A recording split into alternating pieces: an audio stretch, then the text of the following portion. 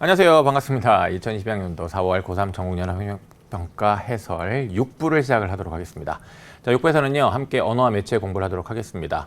자, 언어 5문제가 있고요. 그 다음에 이제 매체 관련 6문제가 있습니다. 자, 이 중에 언어 관련하여 자, 우리가 좀 생각해 볼 측면이 있는데요. 이 언어가 사실은 매체가 출제되지 않을 때에 비해서는 난도가 좀 낮게 출제가 되고 있긴 합니다. 그럴 수밖에 없는 이유는 화법과 작문 선택한 학생들 그 화법과 작문 문제랑 그 다음에 이 언어와 매체의 문제의 난이도 차가 크면 안 되죠.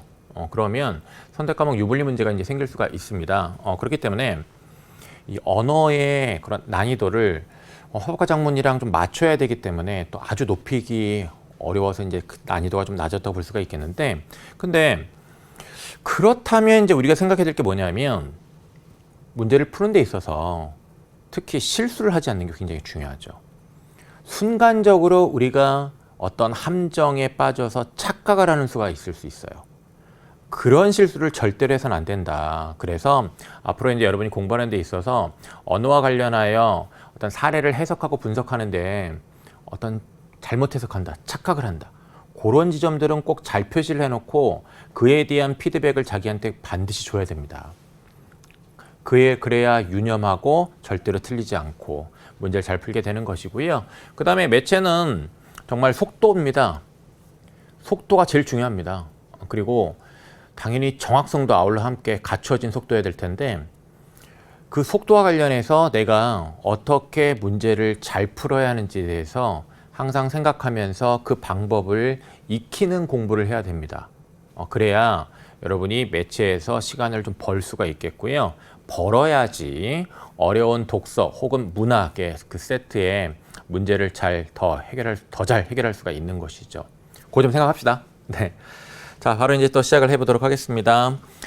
한글 맞춤법은 하고 이제 시작을 하고 있네요. 표준어를 소리대로 적되 어법에 맞도록 함을 원칙을 하고 있다라고 지시를 하고 있는데 한글 맞춤법의 가장 기본이 되는 원칙입니다. 표준어를 소리대로 적되 어법에 맞도록 함을 원칙으로 하고 있다. 이 어법에 맞도록 함이라는 이 말의 의미는 여러분이 앞으로 여러 모의고사, 그 다음에 이제 수능을 보는 데 있어서도 꼭 알아야 되는 개념입니다. 이 어법에 맞도록 한다라는 것은 하나의 그 형태에 정해져 있는 그 형태, 그 원래의 형태대로 적는 겁니다. 즉 고정되어 있는 정해놓은 형태, 그 하나의 형태로 적는 게 어법에 맞도록 하는 것인데 이렇게 하는 이유는 뭐냐면 어법에 맞도록 그렇게 하나의 형태로 이제 적지 않으면 의미 파악이 또 잘 안 되기도 하고 여러 의문 변동을 또 설명을 못 할 수도 있고 그렇기 때문에 의미 파악도 용이하고 그다음에 여러 의문 변동도 이제 설명을 잘 하기 위함입니다. 자, 요 관련 내용 뒤에 이어지는 것을 통해서도요 잘 또 이해를 하면 좋겠어요.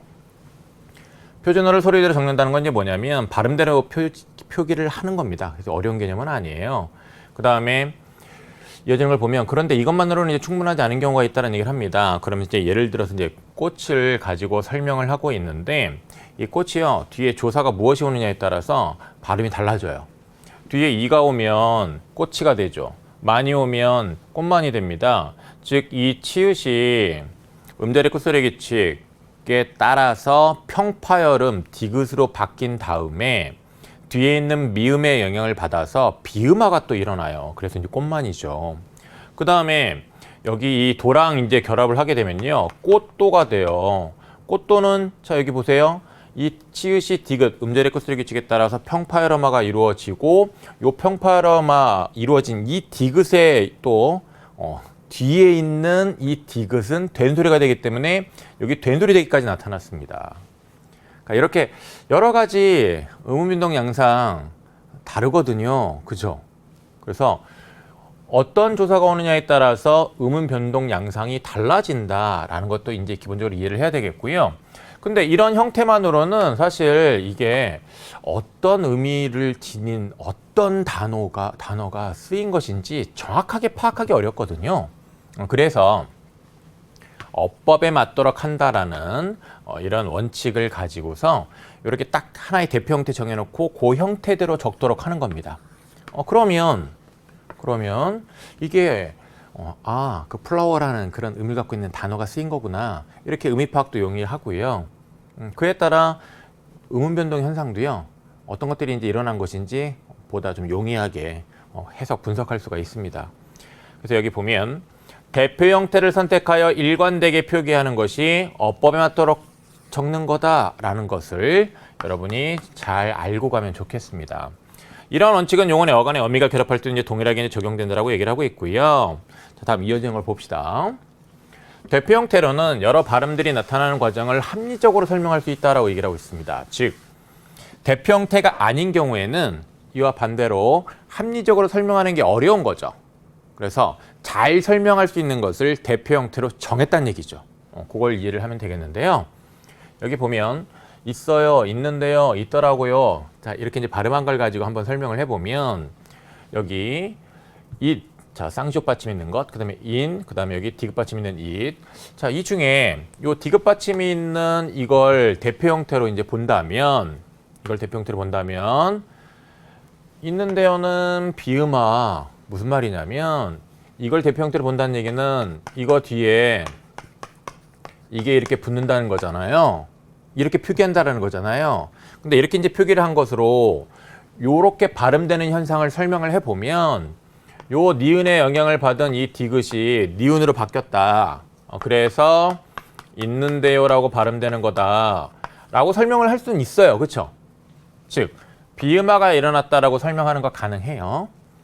그 다음에 있더라고요. 자, 요것도 이 뒤에 더라 고요 이렇게 왔다고 했을 때 요 뒤에 이 디귿이 된소리 발음되는 거, 요 앞에 있는 디귿 때문이다 라고 설명하는 거 가능해요. 그러면 된소리 대기 현상이 일어난, 자, 이 부분 된소리 대기 현상이 일어난 이런 교체로 설명이 가능하죠. 즉 여기서는 비음화라는 교체, 여기서는 된소리 대기 일어난 거, 이런 거 설명 가능합니다. 그런데 이건 어떻게 설명하는데요? 저것은 이 뒤에 어요가 붙었는데 이거를 있어요라고 발음한대요. 이건 어떻게 설명해야 돼요? 지금 바뀐 게 여기 지금 디귿도 안 보이고요. 그 다음에 여기 쌍시옷도 있어요. 이걸 뭘로 설명해야 됩니까? 설명할 방법이 없다라는 거죠. 그래서 여기 있어요는 설명할 수 없다. 그러니까 즉 대표 형태로 이걸 정할 수 없는 겁니다.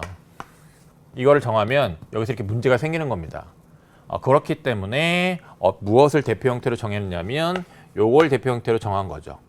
요걸 대표 형태로 이제 정하게 되면 자, 있어요. 자, 요 쌍시옷이 연음된 걸로 설명이 가능합니다. 그쵸? 어떤 음운 변동이 일어난 건 아니에요. 이렇게 연음된 걸로 설명이 가능하고요. 즉, 요 뒤에 모음을 시작하는 형식 형태에서 이렇게 어미가 왔을 때 연음된다. 그런 설명이 가능한 것이고, 그 다음에 이 뒤에 자, 이게 덜하고요가 오더라도요. 요 쌍시옷이 음절의 끝소리기칙에 따라서 평파열음 디귿으로 바뀌고 그것에 의하여 뒤에 된소리 대기가 일어났다고 설명하는 것이 가능합니다. 그리고 또 요 쌍시옷이 있는 것으로 대표 형태를 잡는다면 있는데요도 마찬가지예요. 있는데요도 이 쌍시옷이 음절의 끝소리기칙에 따라서 평파열음으로 바뀌고 그리고 그에 따라 그 평파열음 바뀐 디귿이 또 뒤에 있는 니은의 영향을 받아서 비음화가 일어났다라고 설명하는 것도 가능해요. 다 설명이 되는 거죠. 이렇게 이제 다 설명이 가능한 것을 대표 형태로 이제 정한다. 그게 가장 합리적이다. 이런 설명을 여기서 하고 있는 것이죠. 네, 그 내용을 여러분이 이해했으면 됩니다. 그 다음에 마지막 문단을 보면 이와 달리 실제 발음에서 나타나지 않는 형태를 대표 형태로 선택하는 경우가 있다라는 얘기를 합니다. 그럼 이제 이 설명과 관련하여 이제 또 사례를 가지고 이해를 하는 읽기를 했어야 되겠는데, 노은이 노타가 있습니다. 자, 이렇게 발음이 나와 있는데요. 자, 여기 노은이 보면 여기에서 히읗 발음 안 됩니다. 그쵸? 요 히읗 발음 안 됐습니다. 발음 안 됐는데 이 히읗이 있는 형태를 대표 형태로 정해놨습니다. 그러면 실제 발음에서 나타나지 않는 것. 실제 발음에서는 요 노라고 나타나요. 이것은 실제 발음에서 나타나지 않았습니다. 요 노시라는 것은 실제 발음에서 나타나지 않았는데 대표 형태로 고정하여 적었어요. 그래서 실제 발음에서 나타나지는 형태를 대표 형태로 선택하는 경우와 관련하여 사례 가지고 이제 그렇게 이해를 하면 됐고요. 이것도 마찬가지예요. 요 형태가 실제 발음에서 나타나는 건 아니에요. 지금 여기 보면 노타잖아요. 그죠? 그럼 이제 요 형태가 발음에서 나타나지 않는데 어쨌든 이렇게 대표 형태를 정했다. 요거 해당한다. 이해했죠? 왜냐하면 대표 형태가 노라면 노타를 설명할 수 없지만 자 이렇게 시옷 받침이 있는 것이라면 노은이는 저 히읗이 탈락한 거다. 이렇게 뒤에 모음을 착한 어미가 왔을 때 히읗 탈락한다. 그 다음에 노타는 히읗과 디귿이 만나서 거센 소리 되기, 축약이 일어난 것이다. 이런 설명이 다 가능합니다. 그렇다면 요걸 대표 형태로 이제 정의해야 하는 것이겠죠. 자, 사례 가지고 각각의 이제 경우 이해를 하는 것이 이제 중요했습니다. 35번 볼게요. 윗글을 바탕으로 다음을 이해한 내용으로 적절하지 않은 것이라고 되어 있습니다.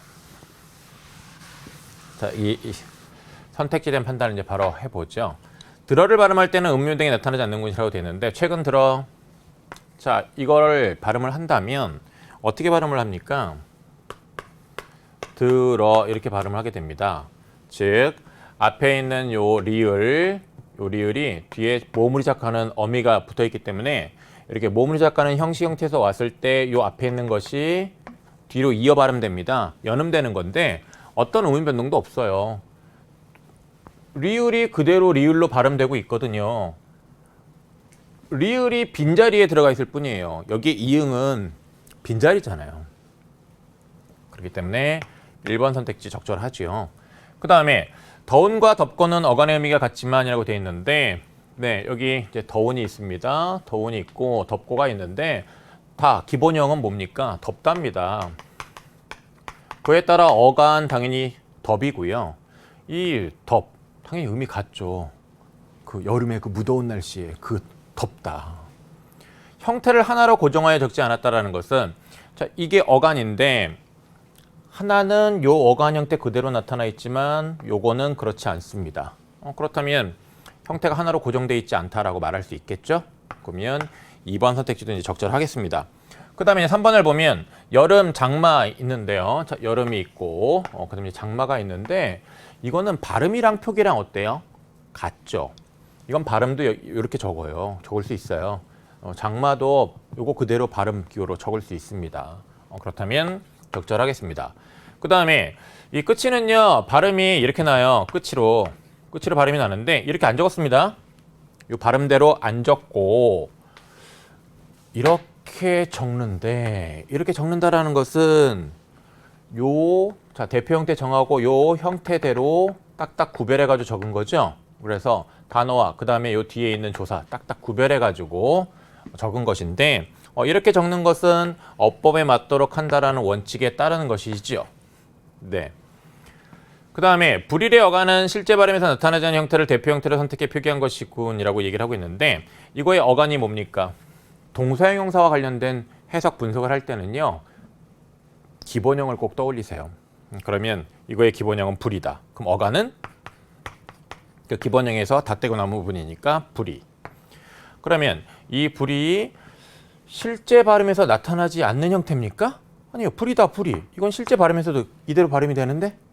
그렇다면 실제 발음에서 나타나지 않는 형태를 대표 형태로 선택해 표기했다라는 설명은 적절하지 않네요. 그래서 5번을 답으로 골랐어야 되는 것이죠. 그렇게 어려운 선택지는 아니었습니다. 그 다음 이제 36번 봅시다. 가를 고려하여 보기 A의 대표 형태를 탐구한 내용으로 적절한 것은? 이라고 이제 묻고 있습니다. 적절한 거 찾는 건데 가가 대표 형태로는 여러 발음들이 나타나는 과정을 합리적으로 설명할 수 있다라는 겁니다. 그래서 이제 그 대표 형태를 무엇으로 정하느냐에 따라서 음운 변동에 대한 설명이 가능하다, 가능하지 않다 이런 판단이 이제 될 수 있을 텐데요. 사례를 가지고 이제 해봅시다. 이것들이 이제 각각 원래 어떤 단어인지는 주지 않았고요. 지금 이제 가정을 하고 있습니다. 가정을 하고 있는데 이 가정과 이제 관련해서 이제 우리가 판단을 해야 되겠는데 대표 형태가 이제 깍이라고 한다면 이것이 뒤에 요 고가 붙는 거잖아요. 고가 붙는 겁니다. 그래서 자, 이렇게 적는다라는 건데, 그죠?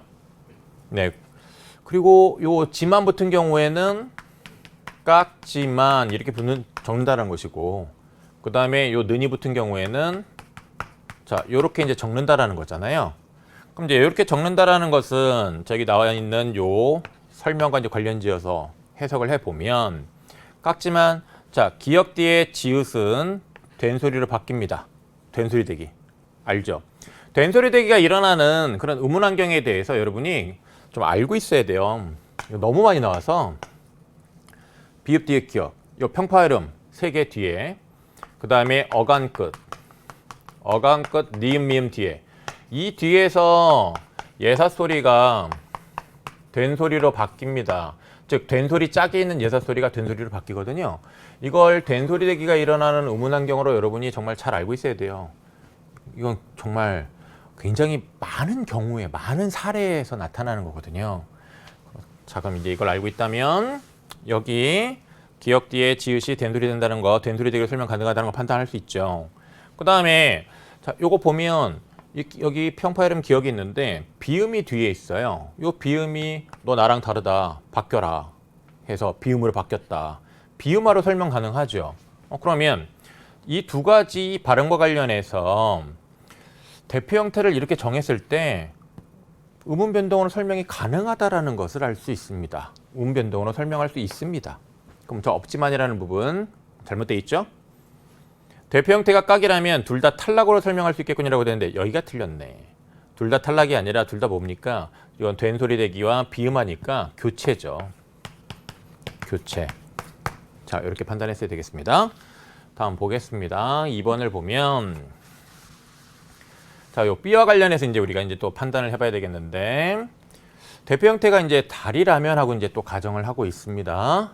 달이라면 요 달 뒤에 요 고가 이제 결합된 걸로 볼 수 있을 텐데 그러면 요렇게 적는다라는 거죠.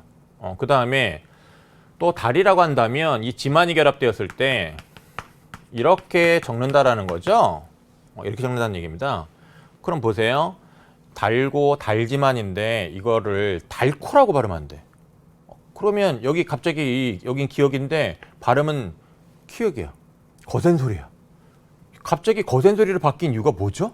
설명할 수 있어요? 설명이 안 되는데. 그죠? 그 다음에 여기도 마찬가지죠. 지금 리을 지읒. 자, 여기 이 지읒.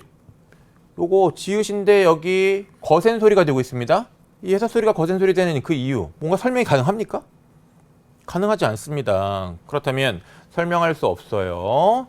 근데 대표 형태가 자, 이렇게 겹받침이 있는, 리을 히읗 겹받침이 있는 것이라고 이제 생각을 한다면 요거 어떻게 적는다는 얘기냐면 요거 뒤에 고 붙고 그 다음에 요거 뒤에 이렇게 지만이 붙은 것으로 이해를 할 수 있을 텐데 그렇다면 히읗과 기역이 만나서 축약되면 거센 소리 키읔이 되죠. 그럼 거센 소리 되기로 설명 가능하네.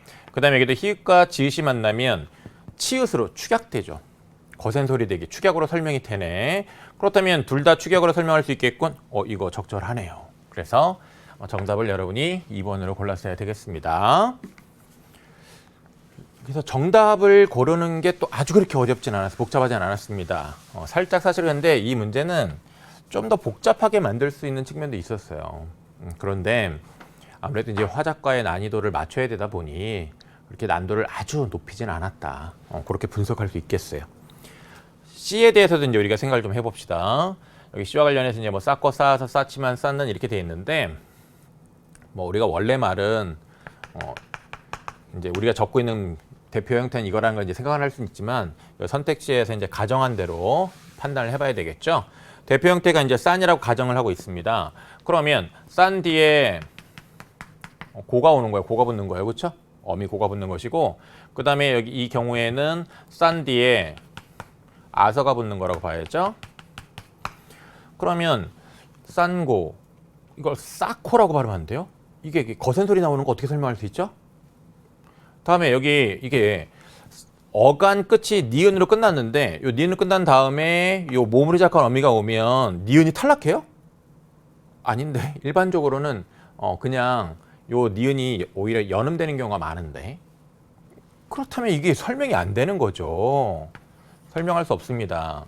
근데 이제 대표 형태가 자 이렇게 히읗 받침이 있는 것이라고 한다면 싸 뒤에 고가 붙었고 그 다음에 싸 뒤에 아서가 이제 붙은 거로 이제 볼 수가 있을 텐데 이 경우 자 앞에 사례는 히읗과 기역 축약된 걸로 설명은 가능하죠. 거센 소리 되기 쌓고 그 다음에 이 경우는 이 자 어간 끝 히읗일 때 뒤에 모음을 시작한 어미가 오면 히읗 탈락합니다. 탈락으로 설명할 수 있을 텐데, 그럼 하나는 축약, 다른 하나는 탈락인데 둘 다 탈락? 둘 다 탈락 아니죠? 둘 다 탈락이 아니라 이건 탈락, 이건 축약 이렇게 설명해야 되는 겁니다. 그렇죠? 그런 점에서 적절하지 않은 선택지가 되겠고요. 4번을 봅시다. 대표 형태가 할이라면 할과 할지만은 의문 변동으로 설명할 수 없지만 이라고 되어 있습니다. 네, 그러면 요거는 할 뒤에 고가 붙고 그 다음에 요거는 할 뒤에 지만이 붙었다고 볼 수 있겠는데, 여기서의 이 요 할은 어간을 가정한 거죠. 어간을 가정한 겁니다. 원래 이제 이 발음하는 걸 보면요, 관형사형, 관형사형. 자, 요 은하 을, 관형사형 은하 을 뒤에 의존명사가 올 때 그 의존명사의 첫 소리 된 소리로 바뀌는 경우가 있습니다. 예를 들어서 이렇게 돼 있을 때 이것을 끊어 읽으면 할 것을 이렇게 그냥 예사 소리로 발음해도 되지만, 근데 이거를 그냥 빨리 발음하면, 이어서 발음을 하면 할 것을 이렇게 발음하기도 하거든요. 할 것을. 얘가 된 소리가 돼요. 그래서 관형사형, 이건 여러분 뭐냐면 여기 이거 관형사형 어미입니다. 관형사형 어미 뒤에 의존명사가 왔을 때 요게 된 소리로 이제 바뀌는 경우가 있습니다. 그리고 이제 이거를 준용해서 관형사형 이제 어미, 요 어미 요거 이 어미와 관련해서 된 소리로 되는 걸 이제 허용하는 경우가 있어요. 이걸 준용해서 요 어미와 관련해서. 근데 이거는 이 자체가 어간이에요. 어간. 그래서 요 관형사형 어미와 관련해서 그 뒤에 된 소리 되는 이런 현상으로 이걸 설명할 수 있는 건 아니죠. 그렇죠? 그렇기 때문에 지금 요 뒤에서 된 소리 나는 것들, 이것들을 일반적인 우리가 알고 있는 그런 의문 변동 현상으로 설명하는 것은 지금 어렵습니다. 네. 그래서 요 앞부분에 대한 판단 이제 그렇고요. 그다음에 이어지는 걸 보면 대표 형태가 이제 요 겹받침, 리을 티읕 있는 것. 리을 티읕 있는 게 있는데, 요 리을 티읕과 관련해서 이제 설명을 보면 이거 뒤에 이렇게 붙는 것이고, 그 다음에 이거 뒤에 이렇게 지만이 붙습니다. 자, 이와 관련해서 여기 뒤에 된 소리 되는 건 이제 어떻게 설명할 수 있냐면, 티읕은요 음절 끝에 있을 때 디귿으로 발음되는 성질이 있어요. 즉 음절 끝에 오는 자음의 종류는 7가지로 제한되어 있기 때문에 그런 건데, 예를 들어서 이게 있으면 음절 끝에 있는 티읕은 발음이 안 돼요. 발음될 수가 없어요. 디귿으로 발음돼야 돼요. 그리고 이 디귿 때문에 이 뒤에가 된 소리 되는 거거든요.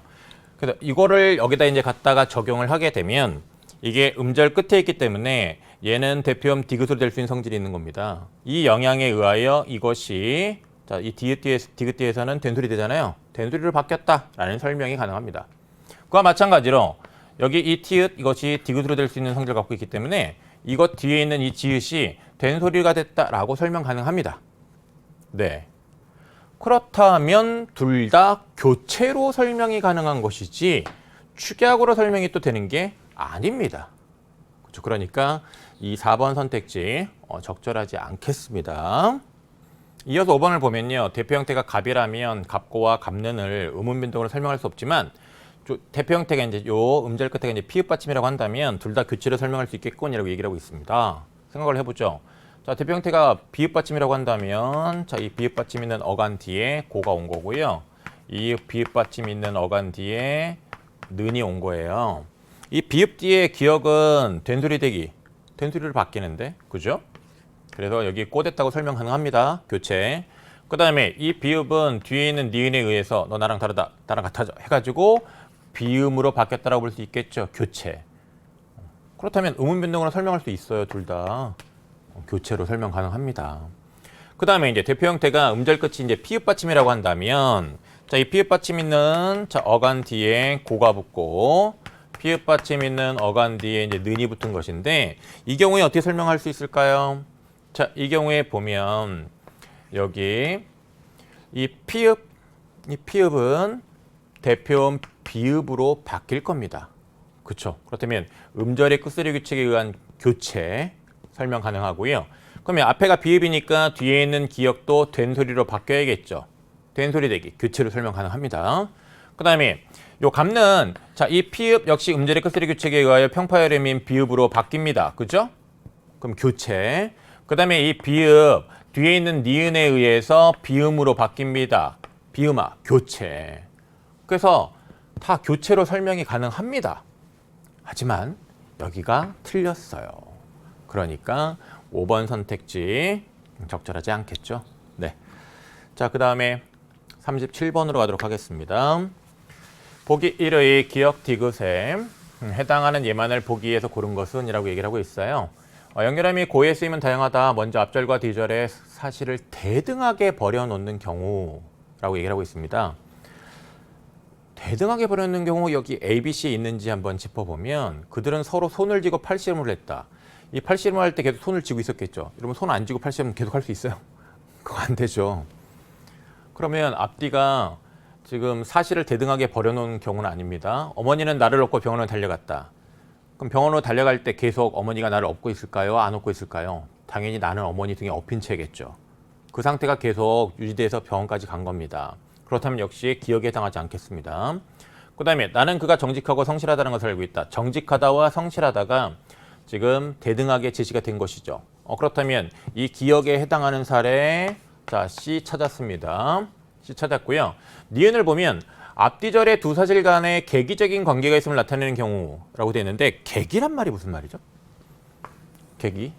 계기라는 건 어떤 일이 일어나는 데 있어서 결정적인 원인, 그렇죠? 어떤 원인이 되는 게 계기예요. 어떤 기회가 되는 게 계기예요. 그러면 어떤 일이 일어나는 데서 어떤 결정적인 원인, 기회가 된다라는 그런 의미를 나타내는 건 아직 ABC에는 없네요.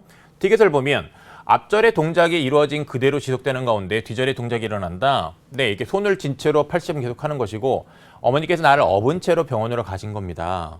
그렇다면 A와 B가 요 디귿에 해당이 되겠네요. A와 B가. 그 다음에 이제 이 문제는요. 여기 D도 있고 E도 있습니다. 눈 깜짝할 사이에 다리가 벌에 쏘이고 퉁퉁 부었다라고 되어 있는데 이렇게 벌에 쏘여서 퉁퉁 부은 거죠. 그럼 벌에 쏘은 것이 퉁퉁 부은 것의 원인이죠. 그렇다면 이것은 바로 앞뒤절의 두 사실 간의 계기적인 관계가 있음을 나타내는 것이죠. 그렇다면 요 니은에 해당하는 것이 이제 D네요. 그죠? 그 다음에 그 책은 내가 읽을 책이고 이 책은 내가 읽은 책이다. 그러면 앞뒤 간에 지금 사실을 대등하게 버려놓은 경우네요. 그러니까 이가 또 여기에 해당이 되네요. 그러면 기억에 해당하는 것은 C와 E입니다. C와 E고 니은에 해당하는 것은 D입니다. 그러면 기억에 해당하는 것은 C와 E고 C와 E인데 잘못되어 있죠? 그 다음에 니은에 해당하는 건 D예요. 잘못되어 있어요. 잘못되어 있어요. 여기 E가 왜 들어가? 그렇죠? 그 다음에 디귿에 해당하는 건 A, B입니다. 디귿에 해당하는 건 A, B 제대로 나와 있네. 그죠? 디귿에 해당하는 건 A, B입니다. CD 잘못 나와 있어요. 답 4번으로 이렇게 골랐어야 되겠습니다. 38번 가겠습니다. 자, 문장 관련 문제인데 기역 디귿을 이해한 내용으로 이제 적절한 거 찾으라고 하고 있어요. 신중한 그는 고민을 가족들과 의논했다라고 얘기를 하고 있습니다.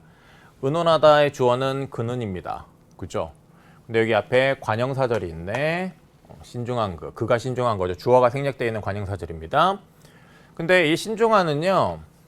그를 수식하고 있는데 저 신중한 없어도 그는 고민을 가족들과 의논했다. 저 문장 완결된 의미를 완성된 의미를 나타냅니다. 신중한 필성분 아니죠? 네. 기억의 가족들과와 디귿의 정말은 생략이 가능한 성분이라고 되는데 의논하다는 앞에 이런 와가 부사어를 꼭 필요로 해요. 그래서 이 부사어는 꼭 필요한 필수 부사어예요. 정말은 생략해도 되죠. 네가 들은 소문은 사실이 아니다. 하지만 가족들과는 생략이 가능한 게 아닙니다. 그렇다면 2번도 적절하지 않죠. 그 다음에 3번 니은의 먹기는 안긴 문장의 부속 성분이군이라고 되어 있는데 먹기 이건 안긴 문장 밥 먹기가 안겨 있는데 이렇게 밥 먹기가 전을 꾸미고 있습니다. 그래서 이제 명사절이 관형어 역할을 하고 있는데 안긴 문장 자체 안에서는 주어인 너가 있는 거예요. 너가 밥을 먹다죠. 그럼 이건 서술어인데 서술어는 그 안긴 문장에서 꼭 필요한 성분이에요. 안긴 문장의 부속 성분이 아니죠. 부속 성분이라는 건 관형어나 부사어를 의미하는데 서술어잖아요. 4번 볼게요. 니은의 너는은 안긴 문장의 주어이면서 네, 이 밥 먹다의 주어이기도 하죠. 그러면서 이걸 아는 문장. 자, 요 씻다. 요 서술어의 주어입니다. 그렇다면 안긴 문장의 주어이면서 요 안긴 문장을 아는. 자, 아는 문장 요 시서의 주어니까 아는 문장의 주어이군. 적절합니다. 그렇죠? 자, 그다음에 5번을 보면 디귿의 내가와 사실이는 각각 다른 서술어의 주어이군이라고 됐는데 자, 네가 들은 소문은이라고 얘기하고 있습니다. 요게 지금 요걸 소문을 꾸미고 있어요. 그렇죠? 네, 소문을 꾸미고 있습니다. 그러면 여기 안긴 문장의 주어예요. 그다음에 이 소문이 여기 사실이 아니다.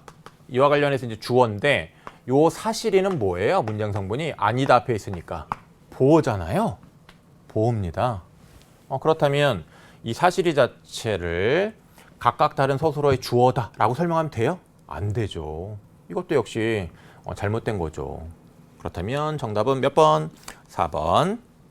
39번 보겠습니다. 보기를 바탕으로 중세국어의 특징을 탐구한 등으로 적절하지 않은 것이라고 되어 있습니다. 보기의 자료를 보면요. 석보상절에 즉 옛말 자료가 있고요. 그 다음에 그 밑에 현대어풀이가 있습니다. 이거를 현대어풀이 일일이 하나하나 확인하면서 의미를 내용을 이해를 하고 선택지에 대한 판단을 해야 되는 거 아니죠. 선택지 보고 관련 요소 짚어서 이 선택지에 지시되어 있는 해석이 적절한지 판단하면 됩니다. 부태부터 이제 판단해 보도록 하겠는데 여기 부태가 여기 있습니다. 여기 부태. 자, 이거 현대어풀이를 또 바로 확인을 합니다. 그러면 이 부태가 밑에 현대어풀이로 모델이 어떻게 되어 있냐면 붙여 가로 되어 있다는 것을 확인할 수 있을 겁니다. 그러면 이때 이제 어떻게 해야 되냐면 대응시키기를 해야 됩니다. 자, 여기 부처가 있고 가가 있어요. 이거를 요 태랑 이제 대응시키는 겁니다. 그러면 여기 이 부처에 대응하는 걸 찾으면 여기 뭘까요? 부텨죠. 텨. 부텨, 부처 이렇게 대응하겠죠. 그러면 요 가에 대응하는 건 뭐겠습니까? 요 입니다. 짝대기 하나. 짝대기 하나죠. 이 주격조사일수인과 관련하여 우리가 또 이제 마저 공부를 좀 하고 가면 자, 이 연은요. 이 연은 반모음이 앞에 있는 겁니다. 그러니까 즉 끝나는 것이 반모음이 아니고요. 이도 아닙니다. 반모음이나 이모음이 아닌 모음으로 끝나 있는 경우에는 이렇게 짝대기 하나가 주격조사로 붙습니다. 만일 반모음 이나 모음 이로 끝난 단어라고 한다면 그 뒤에 영형태 주격조사 붙지 않죠. 네, 그 외에는 이 두 가지 외에는 동그라미가 있는 이가 붙습니다. 주격조사의 쓰임에 대해서 여러분 공부해서 알고 있죠. 네, 정리를 해봤고요. 자, 그렇다면 여기 모음으로 끝나는 체언. 예, 이거는 반모음이 더하기 어예요. 모음으로 끝나고 있습니다. 이 체언에 주격조사 이오 짝대기 하나 이게 결합해 있음을 확인할 수 있습니다. 맞죠? 그 다음에 이제 니라샤도를 이제 확인을 해보도록 하겠는데, 자, 이 니라샤도 현대어풀이를 보면 뭐라고 되어 있냐면 이르셔도 이렇게 되어 있습니다. 이르셔도라고 되어 있는데 여기는 지금 초성에 어떤 소리가 없어요. 그렇죠? 근데 여긴 초성에 지금 니은이 있습니다. 그러면 현대국에서는 초성에 니은이 발음이 잘 안 되는데 그 발음 잘 안 되는 거고 두음 법칙인데 그거 생각을 했으면 결국 여기는 두음 법칙이 적용되지 않았다. 이제 뭐 그렇게 해석할 수도 있겠습니다. 다음 3번을 보죠. 3번을 보면 요 종하잡디라고 되어 있습니다. 자, 요 종하잡디도 밑에 현대어풀이를 요 부분만 빠르게 확인을 합니다. 그러면 이제 거기 뭐라고 되어 있냐면 따르지 이렇게 되어 있습니다. 따르지라고 되어 있는데 근데 우리가 하나 중세국어의 문법과 관련하여 특징적인 걸로 기억을 하고 있는 게 있습니다. 그건 바로 뭐냐면 중세국어에는 객체 높임, 선어말어미가 있었다. 이걸 공부해서 알고 있어야 되죠. 이건 이제 쌤이 수능 특강 강의에서도 이 객체 높임 선어말어미 3개는 알고 있어야 된다고 강조를 했던 겁니다. 어떻게 세 개가 있죠? 이렇게 세 개가 있습니다. 그렇죠? 네. 삽, 잡, 그 다음에 자 이렇게 세 개가 있습니다. 그리고 뒤에 모음으로 시작하는 어미가 어말어미가 이제 붙게 되면 요것들의 이제 이 형태라고 할 수 있는 요 밑에 요 비읍이 아닌 바로 자 요렇게 요런 형태로 있는 것들까지는 여러분이 알고 있을 거예요. 요것도 요 비읍을 요 순경음 비읍으로만 바꾸면 되죠. 이것도 마찬가지죠. 이렇게 바꾸면 됩니다. 그래서 객체 높인 선어말음이 이 세 가지를 알고 있어야 되는데 여기에 객체 높인 선어말음이가 보여요. 그죠? 저 잡이 보입니다. 근데 여기 뒤에 설명은 주체를 높이는 선어말음이가 쓰였대요. 아니죠. 주체를 높이는 선어말음이를 이제 우리가 공부한 것은 자 요거나 아니면 요 샤입니다. 샤. 이거 기억하고 있죠? 네. 3번 선택지 적절하지 않습니다. 그 다음에 이제 4번을 봅시다. 4번을 보면 자 어려부며를 통해 현대국어에 쓰이지 않는 의문이 존재했음을 확인할 수 있다고 되는데 여기 순경음 비읍 또 현대국어에 쓰지 않잖아요. 그러니까 또 역시 어렵지 않게 금방 판단할 수 있었어요. 그 다음에 이제 5번을 봅시다. 자 여기 사람애가 있는데 이 사람애와 관련해서 자 여기 위치를 확인을 하고요. 사람애 네 이제 사람애라고 되어 있습니다. 여기인데 요거의 현대어플을 또 간단하게 먼저 저 부분만 확인을 합니다. 그러면 밑에 현대어플을 보면 네가 이제 사람의라고 되어 있어요. 사람의. 그럼 마찬가지예요. 대응시키게 하세요. 그러면 사람에 대응하는 형태를 여기서 찾으면 뭐가 될까요? 사람 이렇게 되겠죠. 그 다음에 여기에 뭐가 붙은 겁니까? 요거에 대응하는 걸 찾으면 이거겠죠. 그죠? 그럼 이게 관형격 조사잖아요. 요거에 대응하는 거 이것도 관형격 조사겠죠. 그러면 이거는 지금 현대국어의 관형격 조사인 의와 형태가 달라요. 맞는 말이죠? 이렇게 옛말 분석할 때요. 현대어플에 있는 그 현대어를 참고하여 서로 대응시키기를 통해서 요소를 딱딱 짚어내세요. 자, 요거 잘하면 됩니다. 자, 우리 언어 39번까지 함께 이제 살폈습니다. 자, 이어서 이제 매체 40번에서 43번 세트 함께 살펴보도록 하겠습니다. 이 매체와 관련해서는 여러분이 이제 어떤 걸 알아야 되냐면 매체는 의사소통을 위한 겁니다. 그렇기 때문에 우리 시험에 제시되어 있는 다양한 그 매체 자료가 있는데 다양한 매체 자료가 있습니다. 여기는 지금 라디오 방송 나와 있고요. 또 뒤에 세트 보면 뭐 블로그도 있고 그래요. 그런 뭐 라디오 방송이든 아니면 블로그를 이용한 것이든 그런 여러 매체를 활용한 것들. 그것들은 결국 의사소통을 위한 것이에요. 그래서 그 여러 매체 자료를 구성하고 있는 요소들이 있습니다. 무엇을 위해서 제시된 것들이냐면 의사소통을 위해서 제시된 것들이에요. 의사소통을 좀 더 잘하기 위해서 제시되어 있는 그런 매체 자료를 구성하고 있는 요소들. 이게 1차적인 매체 문제의 출제 요소예요. 이 구성 요소의 기능이라든가 이 구성 요소가 나타내고 있는 어떤 의미라든가 이 구성 요소를 통해 거둘 수 있는 효과라든가 그런 것들이 다 선택지에 이제 서술되거든요. 그러니까 1차적으로 이러한 구성 요소만 여러분이 주목하면서 읽을 줄 안다고 한다면 매체 문제의 답을 매우 빠르게 고를 수 있다는 겁니다. 그래서 이런 구성 요소를 주목하면서 그것의 기능 의미 빠르게 파악하는 그런 연습을 평소 공부할 때 할 필요가 있는 것이고요. 그 다음에 전략이 필요하다는 얘기를 했습니다. 전략이 필요하다는 얘기는 뭐냐면 우리가 이 매체 문제를 푸는 데 있어서 40번에서 43번의 이 지문, 이 매체 자료를 처음부터 끝까지 먼저 쫙 다 읽고 그 다음에야 40번 문제 풀고 41번 문제 풀고 42번 문제 풀어야 되는 게 아니라는 거예요. 뭔가 효율적으로 좀 더 문제를 잘 풀 수 있는 방법이 있다는 겁니다. 그거는 이런 문제의 성격을 이제 보고 여러분이 판단을 해야 되겠는데 40번 문제는요. 가를 바탕으로 나에 대해 보인 반응인데 나라는 것 자체가 매체 자료예요. 매체 자료에 대해서 보인 반응은 선생님이 여기 출제해서 제시했습니다. 그 의사소통을 위해 그 매체 자료를 구성하고 있는 요소에 대한 게 나올 수밖에 없어요.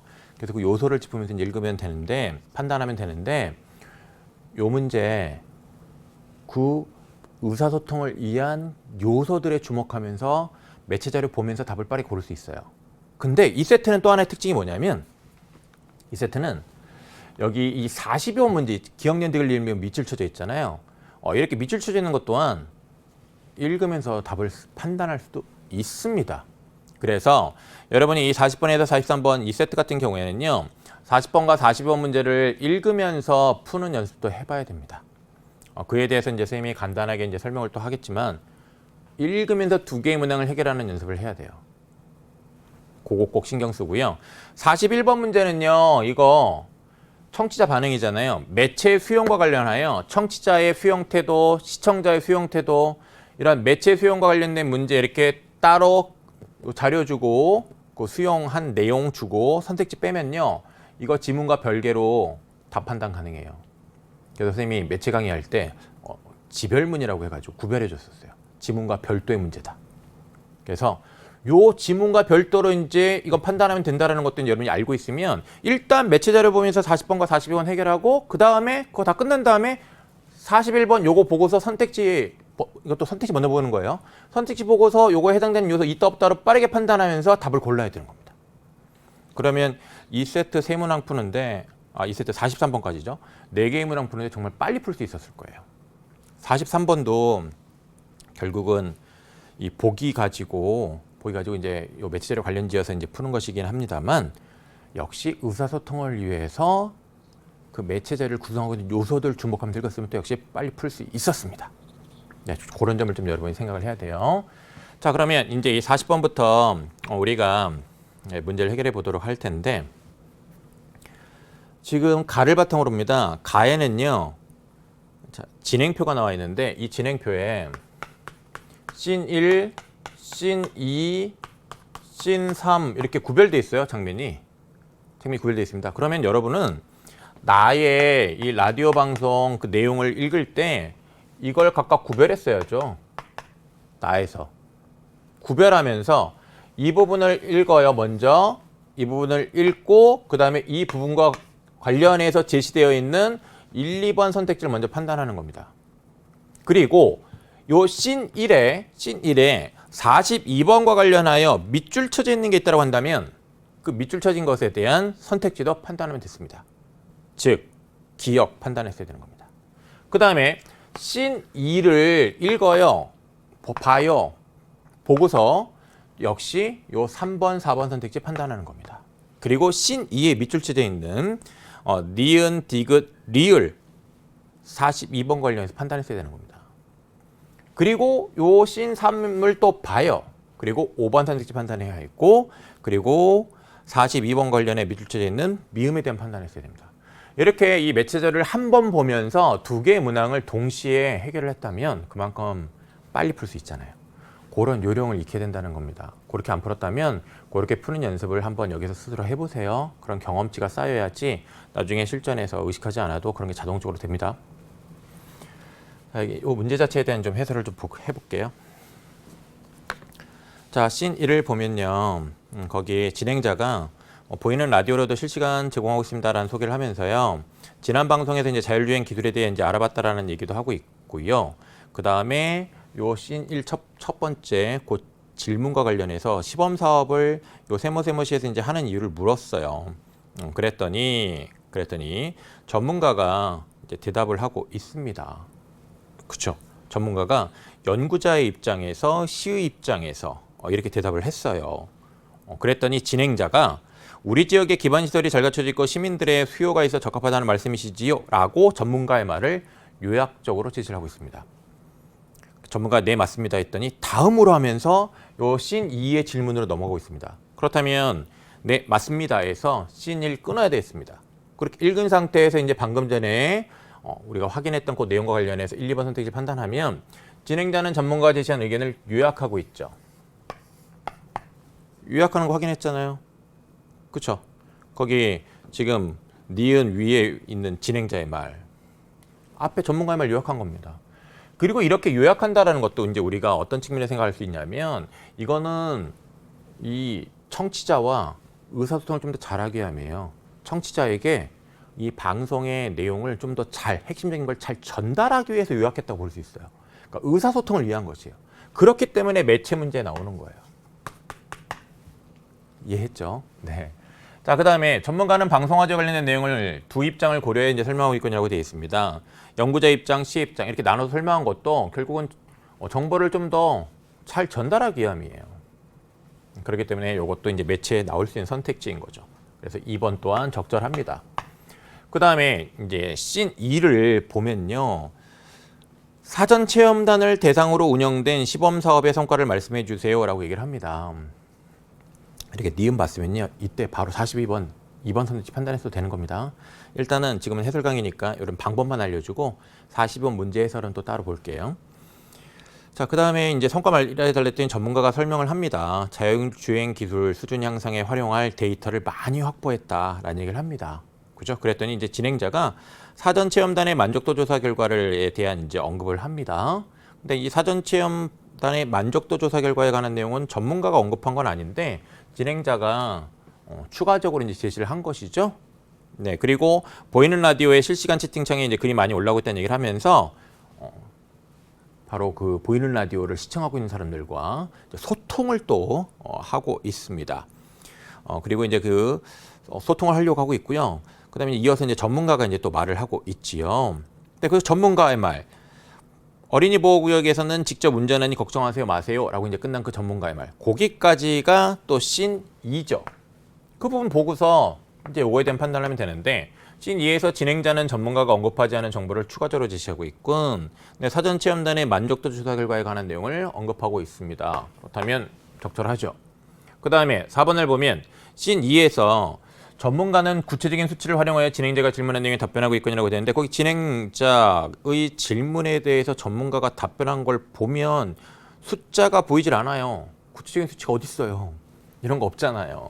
그죠? 그래서 이거 여러분 뭐 답 어렵지 않게 잘 골랐을 것이고요. 그 다음에 5번을 보면 이제 씬 3에 관한 얘기인데 씬 3의 내용을 보면 이제 세 번째 향후 달라질 시범 사업의 운영 방안에 대해서 이제 전문가가 말하고 있습니다. 근데 이제 요거 질문할 때 진행자가 어떻게 하고 있냐면 마지막으로 다음 내용을 들으시면 아마 다들 반가워하실 거예요 하면서 그런 청취자, 이 시청자의 반응을 좀 예상을 하면서 다음 달부터 달라지는 시범 사업의 운영 방안을 소개해 주세요 라는 얘기를 합니다. 그랬더니 이제 전문가가 대답을 하고 있죠. 노선을 연장할 예정입니다. 이렇게 얘기를 했습니다. 진행자들은 청취자들의 예상 반응을 언급하며 이와 관련한 설명을 요청하고 있군. 맞죠? 거기 아마 다들 반가워하실 거예요 하면서 이 반응과 관련하여 다음 달부터 달라지는 시범사업의 운영 방안 소개해달라고 얘기하고 있습니다. 적절합니다. 40번의 정답 이렇게 함께 확인했고요. 그 다음에 41번은 42번 푼 다음에 여러분 풀었어도 됩니다. 근데 이제 해설 강의니까 지금 봅니다. 자, 요 41번 유형의 문제를 해결할 때는 이거부터 보는 게 아니고요. 선택지부터 보는 거예요. 이 선택지와 관련해서 해당되는 요소가 있다 없다만 빨리 판단하면 되는 거 알죠? 그러면 시간이 또 좀 더 절약이 될 겁니다. 청취자 1은 방송에서 제시한 정보의 근거가 적절한지 판단하였다라고 되어 있습니다. 그러면 정보의 근거가 적절한지 판단하는 내용이 여기 있는지 확인해요. 자, 이때 이 청취자 1의 말에 이 내용 요소를 다 파악을 하는 겁니다. 한 번에 다 파악해버리세요. 그럼 다른 선택지에 대한 판단이 더 빨라져. 그럼 여기서 이제 어떤 요소가 있는지 확인을 하면 알고 있어요. 자신의 이제 배경식과 관련하여 배경식과 관련하여 오늘 방송에 안 나온 정보가 있대요. 이 내용을 확인할 수 있는 자료를 어디서 얻을 수 있을까요? 자기가 알고자 하는 정보 어디서 얻을 수 있는지 궁금해하고 있어요. 그렇죠? 네, 그래서 자, 요 지금 이제 청취자 1의 내용 확인했는데 그렇다면 정보의 근거가 적절한지 판단하는 내용 아니네. 그죠? 그 다음에 청취자 2, 방송에서 제시한 정보의 신뢰성에 의문을 제기했다라는 것인데 정보의 신뢰성과 관련해서 이제 흔히 의문을 제기하는 건 출처 문제입니다. 출처를 문제 삼으면 이게 이제 믿을 만한 것이냐 그에 대한 의문을 제기했다고 볼 수 있겠는데 보세요. 다음 달부터는 저도 자율주행 버스를 이용할 수 있겠네요. 공원에 갈 때 이용하면 무척 편리할 것 같아요. 편리할 것 같다라는 반응을 보이고 있어요. 그러면서 버스 탑승 시간이 궁금했는데 버스 시간표를 알려줬다면 좋았을 것 같아요.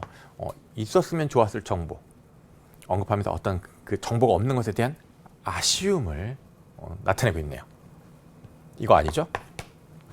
청취자 3은 방송에서 특정 내용이 강조된 의도를 추론하였다고 되는데 특정 내용이 강조된 의도를 추론하는 요소가 있는지 확인을 하면 자율주행 버스가 일반 대중교통을 이용하기 힘든 시간의 기간 우리 지역의 직장인들이 도움이 되겠네요. 도움이 된다는 얘기를 하고 있네요. 요런 점에서 요 두 개가 통하네. 그렇죠?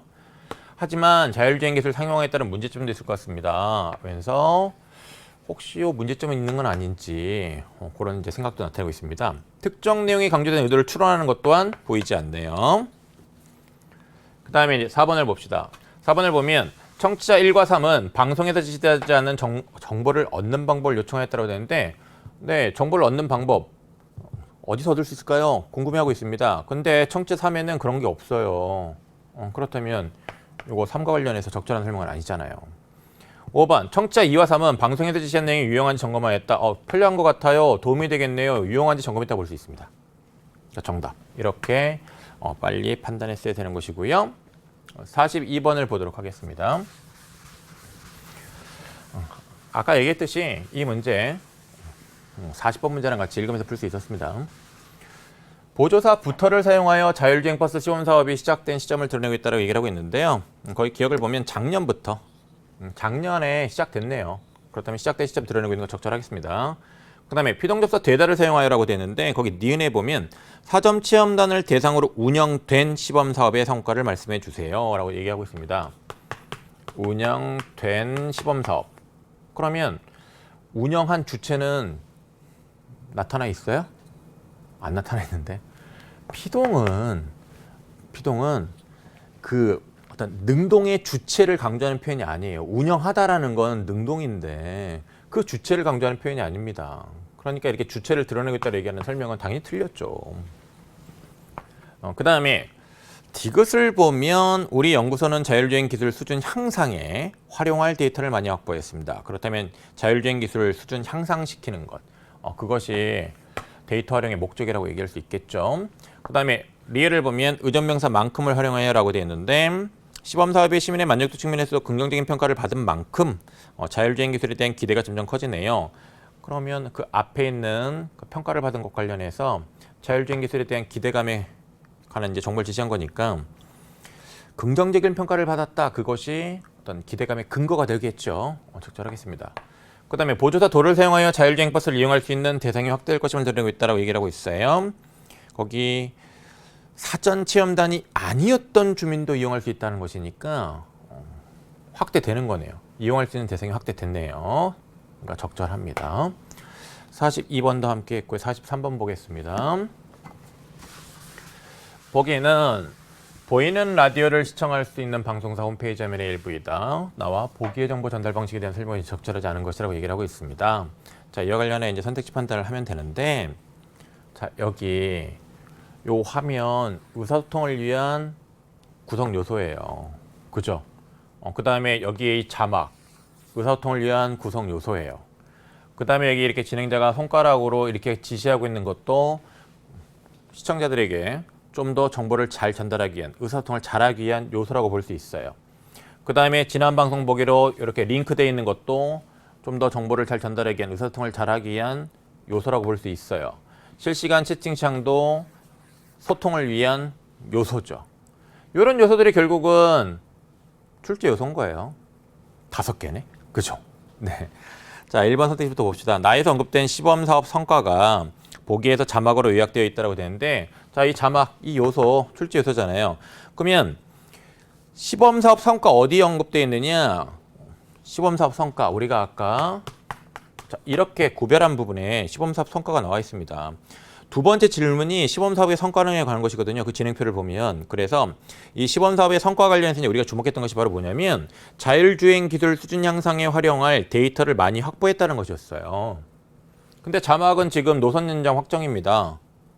그러면 시범사업 성과가 보기에서 자막으로 요약된다라는 1번 선택지의 설명은 적절하지 않은 거죠. 그렇게 이제 이해를 했어야 됩니다. 요 43번의 일반 선택지 같은 게 좀 평가원스러운 거고요. 매체 문제를 잘 냈다고 판단이 됩니다. 네, 이런 거 좀 여러분이 좀 주의를 해야 돼요. 이렇게 특히 내용이랑 연결해가지고 이렇게 선택지 만드는 거 아주 잘한 겁니다. 그다음에 이제 2번 선택지를 볼게요. 나에서 언급된 노선 정보가 보기에서는 시각기호가 표시된 지도로 보충되고 있다라고 되어 있는데 네, 나에서 이런 노선 연장된다라고 하고 있어요. 도서관에서 공원까지 기존 노선에 여기 보시는 것처럼 시청 정류장 등을 추가하여 노선을 연장할 예정입니다라고 되어 있는데 이런 것들이 지금 이렇게 기호로 표시가 되어 있습니다. 그렇죠? 그렇다면 2번 적절하겠고요. 3번 나에서 언급된 정정 추가에 대한 정보가 보기에서는 비언어적 표현과 함께 지되고 있다라고 되어 있는데 이렇게 손가락으로 가리키고 있습니다. 이렇게 가리키는 것 이런 것들은 비언어적 표현이죠. 그다음에 4번 보면 나에서 언급된 사전 체험담 경험에 대한 반응이 보기에서는 실시간 채팅창에 지시되어 있다라고 얘기를 하고 있는데 여기 저도 사전 체험단이에요. 앞으로도 꾸준히 이용하고 싶어요. 라고 나와 있습니다. 근데 이제 이게 나에도 있어요. 이에 대한 내용이 이제 나에 어디 있습니까? 여러분 저기 밑줄 치는 리을 밑에 있는 전문가의 말을 보면요. 사전 체험단에 참여하신 분이 지속적으로 이용하겠다는 반응을 직접 남겨주셨네요. 라는 말이 있습니다. 그 말과 관련 있는 거 당연히 여기 있는 거죠. 왜냐하면 지금 이 채팅창을 보고서 이 전문가가 한 말이니까 당연히 이거에 관련된 내용이 나에 있을 수밖에 없는 거죠. 확인했고요. 자, 그 다음에 43번에 5번을 봅시다. 나에서 언급된 자율주행 기술에 대한 지난 방송 내용이 보기에서는 다시 보기 하이퍼링크로 제공되고 있다고 됐는데 490이라 자율주행 기술의 원리라고 되어 있습니다. 진행자의 첫 번째 말을 보면 진행자가 지난 방송에서는 자율주행 기술에 대해 알아보았는데요 라는 말을 했죠. 그게 여기에는 이렇게 하이퍼링크로 지시가 되어 있네요. 이것 또한 이 시청자들이 좀 더 이해가는 정보를 잘 편하게 접할 수 있도록 하는 그런 의사소통을 위한 구성 요소죠. 좋습니다. 자, 그러면 43번에 1번 답 확인했고요. 이어서 44번에서 45번으로 이제 가도록 하겠습니다. 자, 여기 가는요. 환경동아리 블로그입니다. 그러면 이제 매체가 인터넷인데 블로그고 나는 가를 참고하여 만든 애플리케이션 제작 계획서입니다. 이제 물음에 답하시라고 되는데요. 무작정 또 이거부터 먼저 읽지 말고요. 문제를 보세요. 문제를 보고요. 44번 가에 나타난 표현 방식에 대한 설명을 가장 적절한 것이라고 되어 있잖아요. 그러면 표현 방식? 그러면 이 가라는 이 매체 재료를 구성하고 있는 그런 요소들에 주목해서 여러분이 그 표현 방식에 대한 판단을 하면 되는 겁니다. 그럼 되는 거거든요. 그래서 가를 보면서 44번 문제를 빠르게 해결할 수 있었어요. 그 다음에 45번 문제도 나와 관련해서 이 나를 보면서 역시 빨리 판단할 수 있었습니다. 왜냐하면 이 문제는 가를 참고하였는데 가에 대한 이해는 먼저 앞에 44번 문제를 풀면서 다 본 상태잖아요. 그러니까 나만 보면서도 빠르게 판단할 수 있습니다. 그렇게 해보도록 하겠습니다. 자, 여기 이 블로그, 이 매체자를 구성하고 있는 요소, 자, 흔히 구성 요소로 먼저 짓게 되는 거는 제목입니다. 제목 관련된 요소가 이제 선택지로 많이 나와요. 그리고 그다음에 여기 설명, 문자 언어로 설명이 되어 있죠. 이런 문자 언어 또 이제 이 매체자를 구성하고 있는 매체 언어라고 볼 수 있겠고요. 그다음에 여기 이거 구성 요소예요, 중요한. 이게 뭘 나타내고 있는지 확인해야죠. 지구 표면 온도 상승에 따른 자연재해 발생 건수 증가 추이를 30건 원이 작아요. 그러다가 520건 해가지고 크게 저 1도 올랐을 때 520건 하면서 크게 증가했다는 거 원을 크게 그려가지고 시각적으로 강조하고 있습니다. 이런 것들은 이제 역시 좀 더 정보를 잘 전달하기 위한 소통을 잘하기 위한 그런 요소죠. 이걸 봤으면요. 거기 44번에 4번 선택지 지구의 온도 상승에 따른 자연재해 건수의 양적 변화를 도식화해 나타냈다. 온도 상승에 따른 양적 변화를 이런 도식을 통해서 시각적으로 잘 표현해 놨습니다. 그렇다면 44번에 4번 선택지 정답이라는 거 금방 나오는 거죠? 네, 정답 나오고요. 자, 그 다음에 여기 또 이어지는 걸 보면 우리 학교 사회 참여 동아리에서는 플라스틱 수거 캠페인을 이제 진행 중입니다라고 얘기를 하고 있고요. 그리고 여기 제시되어 있는 사진, 이 사진은 지금 인근 하천에 버려진 페트병 사진입니다. 이 사진이라는 또 구성 요소 확인하고요. 네. 그러면서 이제 물론 여기 요 내용도 이제 핵심적인 내용들도 여러분들이 빨리 짚으면서 읽었으면 이제 좋았는데 그 핵심 내용과 관련해서는 이제 어떤 것들을 좀 짚었어야 되냐면 일반적으로 독해할 때 주목해야 하는 것들을 여기서 마찬가지로 이제 주목하면 됩니다. 예를 든다면 기후행동의 개념, 기후행동 개념 나와 있습니다. 기후변화 위기에 대응하기 위한 실천들. 이런 개념 설명하는 것도 기본적인 출제 요소 같아요. 어디에서도? 매체에서도. 네, 그리고 다 적극적으로 기후행동에 나서고 있고 다양한 활동에 참여하고 있다는 얘기를 합니다. 그다음에 여기 이제 또 이어지는 걸 이제 보겠는데, 그리고 참 여기 요거는 우리 시험지에서는 요거 볼드로 처리되어 있잖아요. 이런 볼드에 따른 그런 표현 효과도 이 매체 자료, 이 블로그 자료를 구성하고 있는 요소입니다. 그래서 요 요소를 확인해야 했고요. 그 다음에 이제 이어져 있는 내용을 보면 여기 지금 경각심을 일깨우는 활동이라고 이제 이 활동에 대한 얘기를 하고 있고, 그러면서 인근 학교 동아리에 관한 정보도 제시를 하고 있습니다. 인근 학교 동아리에서 소비자들이 친환경 제재로 만들어진 옷을 선택할 수 있도록 옷에도 환경인증 등급을 적용해달라는 정책을 이제 제안했다라는 걸 소개하고 있습니다. 이런 동아리들의 활동이 기후위기에 효과적으로 이제 대응할 수 있는 바탕이 될 것이다라는 얘기를 하고 있죠. 그래서 이런 인근학교 동아리에 관한 내용도 들어있다. 요거까지 확인한 겁니다. 요 사진 자료도 이제 확인을 했고요. 그럼 이제 이 매체를 이루고 있는 요소들에 대해서 이제 다 짚어봤는데, 44번 1번 선택지 보세요. 기후변화가 인간에게 끼치는 영향을 이모티콘을 활용하여. 여기 이모티콘, 지금 기후변화가 인간에게 끼치는 영향을 강조하기 위한 이모티콘이 여기 어디 있어요? 없죠. 그 다음에 2번 선택지 보세요. 글자의 굵기와 크기를 달리하여라는 말이 있습니다. 굵기, 크기 달리한 것들이 보이긴 해요. 제목도 그렇고, 그 다음에 여기 이거 지금 볼드체로 되어 있습니다. 그렇죠. 근데 이게 기후행동의 국가 간 차이를 제시하기 위한 것입니까? 지금 동아리에서 플라스틱 수거 캠페인 진행 중이라는 걸 강조하고 있습니다. 제목도 지구를 지키기 위한 실천, 기후행동이라고 되어 있지, 기후행동의 국가 간 차이를 제시하기 위한 게 아닙니다. 그 다음에 3번, 인근학교 동아리의 페트병 수거 현황을 소제목을 사용하여 부각하였다라고 되는데, 인근학교 동아리의 페트병 수거 현황? 인근학교 동아리 관련해서 지금 제시하고 있는 요 정보예요. 옷에도 환경인증 등급을 적용해달라는 정책 제안한 거. 그 다음에 요 페트병과 관련해서 사진 자료 제시했고, 우리 학교 사회참여 동아리에서 플라스틱 수거 캠페인 진행 중이라는 얘기하고 있습니다. 그렇다면 역시 3번도 답이 아니겠고, 5번, 기후행동에 주체적으로 참여하는 청소년들의 모습을 사진 자료를 통해 보여주었다. 있는 사진 자료는 하천에 버려진 페트병 사진입니다.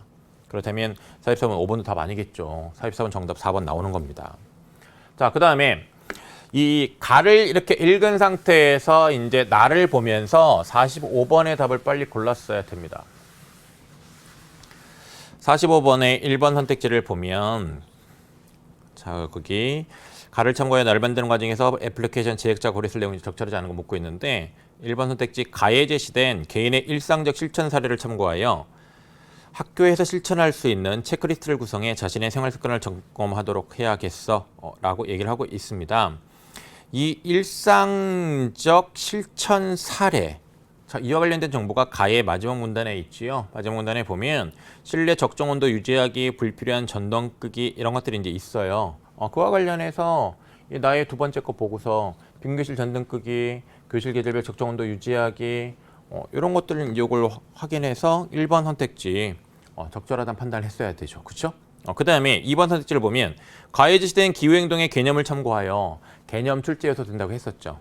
거기 가의 첫 번째 문단에 기후변화의 위기에 대응하기 위한 실천들, 그게 이제 기후행동이라고 했습니다. 그 개념을 활용을 하여, 그 개념을 참고하여 기후위기를 보여주는 이미지와 문구로 시작화면을 구성해, 시작화면 여기 있죠. 시작화면을 구성해 상황의 심각성을 인식하도록 해야겠어라고 되는데, 기후행동의 개념은 기후변화의 위기에 대응하기 위한 실천입니다. 기후변화의 위기, 위기의 지구 하면서 지구가 아파하고 있네요. 그러면서 지금 도와달라고 지구 잘 만들었어요. 이렇게 제시를 해놨네요. 그렇다면 거기 2번 선택지에 설명 적절합니다. 기후위기를 보여주는 이미지, 그죠?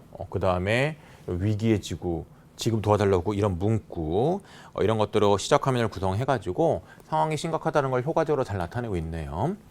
근데 3번 선택지를 보면 가에 제시된 꾸준한 기후행동의 필요성을 참고하여 라고 되는데, 가의 마지막 문단 보면요. 마지막 문단 보면 거기 일상적 실천의 확산이 가장 중요합니다. 이제 이런 얘기를 하면서요. 거기 이것이 우리 모두의 실천으로 이어진다면, 그러니까 꾸준히 실천하고 이것이 우리 모두의 실천으로 이어진다면 기후 위기로부터 지구를 지킬 수 있을 것입니다. 이런 얘기를 하고 있습니다. 이제 그 내용과 관련해 꾸준한 기후 행동의 필요성이 이제 있다라는 거 확인할 수 있고, 자신의 성공적인 실천 결과를 누적할 수 있는 일지를 제공해 지속적으로 실천이 이어지도록 해야겠어라고 되어 있는데, 네, 여기 요 세 번째 것을 보면 자신의 실천 일지를 다른 이용자들과 이제 공유할 수 있도록 한다고 했습니다. 그래서 요 실천일지 지시되는 것과 관련해서 3번 선택지 적절하다는 판단을 해야 했습니다. 그럼 이제 4번을 보면 가해 지시된 동아리 정책 제안 활동을 참고하여 인근학교의 동아리의 정책 제안 활동을 소개하고 있습니다. 인근학교 동아리에서 5세도 환경인증 등급을 적용해달라는 정책을 제안했다는 얘기가 이제 제시가 되어 있는데 그걸 참고하여 청소년이 관련 기관에 제안한 정책에 대한 평가를 확인할 수 있는 기능을 제공해 기후행동에 참여하도록 해야겠으라고 되어 있는데 제안한 정책에 대한 평가를 확인할 수 있는 기능? 자, 여기 네 번째 것을 보면 정책 지원과 관련하여 내용을 작성하고 전송할 수 있는 것인데 즉 관련 기관에 제안할 수 있도록 했다고 했는데 여기 어디에도 청소년이 관련 기관에 제안한 정책에 대한 평가를 확인할 수 있는 기능은 보이지 않습니다. 그렇다면 이 4번이 적절하지 않겠죠? 그 다음에 5번을 보면 가해 지시된 기후행동 확산의 중요성을 참고하여 마지막문단에 보면 가장 중요합니다. 이렇게 강조하고 있습니다. 자신의 실천 사례를 다른 사람들과 공유할 수 있는 기능을 제공해 개인의 실천이 다른 사람의 동참을 이끌어내도록 해야겠어 라고 얘기를 하고 있는데 지금 이 실천을 공유하고 있습니다. 그렇다면 이걸 바탕으로 해서 역시 5번 선택지 적절하다는 판단 여러분이 해야 했죠. 그죠? 네. 자, 함께 또 언어와 매체 문제까지 다 이제 공부를 했습니다. 다시 강조하겠습니다만 모의고사 끝난 다음에는 가장 중요한 것은 이런 해설 강의를 바탕으로 자기 자신에게 적절한 피드백을 제공하는 겁니다. 알겠죠? 그래서 이 해설 강의 들으면서요, 여러분의 미흡한 점들을 또 잘 파악을 해서 피드백 잘 줬을 거라고 생각을 합니다. 그만큼 여러분은 발전할 것이고요. 그에 따라 수능에서 아주 좋은 결과를 거둘 겁니다. 응원하겠습니다. 여러분 고생 많았습니다. 자, 여러분 안녕.